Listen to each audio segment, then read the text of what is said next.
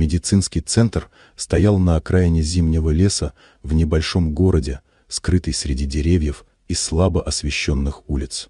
Внутри, в самых уединенных палатах, было всегда тихо, а воздух пропитывался необъяснимым холодом. Эти комнаты всегда привлекали странные слухи.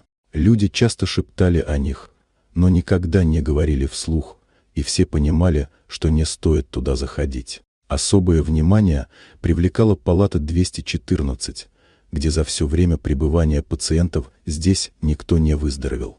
Зимой в эту палату поступила 7-летняя девочка по имени Лиза Тейлор. Ее состояние было критическим, она не двигалась, не говорила и едва дышала. Мать, Клара, сидела у кровати, ожидая чуда, но в глубине души не верила, что оно случится. Внешний мир был наполнен тишиной и белыми снегопадами, а в палате была угнетающая, почти нечеловеческая тишина. Внезапно в коридоре появился странный силуэт, черно-белая собака, мокрая и потрепанная, словно пришедшая с далеких просторов. Она двигалась уверенно, словно знала, куда шла. Медсестра, заметив ее, почувствовала странное тепло, как будто сама собака каким-то образом могла изменить атмосферу. В этой больнице никогда не было места для животных, но собака прошла мимо и вошла в палату. Она остановилась у кровати Лизы и легла рядом, не вызывая страха у матери. Наоборот, Клара почувствовала, как ее сердце успокаивается. Собака положила лапу на руку девочки, и в этот момент произошло невероятное. Лиза слегка сжала пальцы, ее дыхание стало глубже.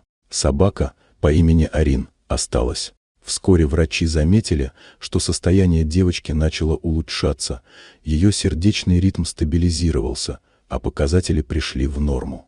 С каждым днем Лиза все больше оживала, а Арин не отходил от нее. Со временем врачи, хоть и не могли объяснить ее выздоровление, стали молчаливо соглашаться с присутствием собаки. Лиза снова начала говорить, двигаться, а затем сидеть. Лечение продолжалось, но все знали, что что-то в этой комнате было больше, чем просто медицинский процесс. Однако ночами что-то странное происходило. Температура в палате неизменно падала, а Арин часто пристально смотрел в один угол комнаты, словно что-то ждал. В какой-то момент Лиза стала смотреть в этот же угол, и странные события продолжались. В ту ночь, когда она произнесла имя, которого никто не знал, происходило нечто, что никто не мог объяснить. Свет погас, комната наполнилась странной тишиной и тревогой. Доктор, который наблюдал за состоянием Лизы, заметил, что ее мозговая активность активизировалась в областях, ранее не реагировавших. Но не только на этом сосредоточились все взгляды. Лиза начала задавать вопросы о силе имен, а затем в комнате появилась тень, которую Арин встретил с настороженностью. Кажется, что-то следовало за ними. Когда Лиза спросила, есть ли у имен сила, мать ответила ей, но вскоре поняла, что ее дочь знала больше, чем она могла понять. В ту ночь, когда Лиза произнесла странное имя, собака рычала, и в комнате почувствовалась необычная напряженность. Несколько дней спустя Лиза была выписана из больницы.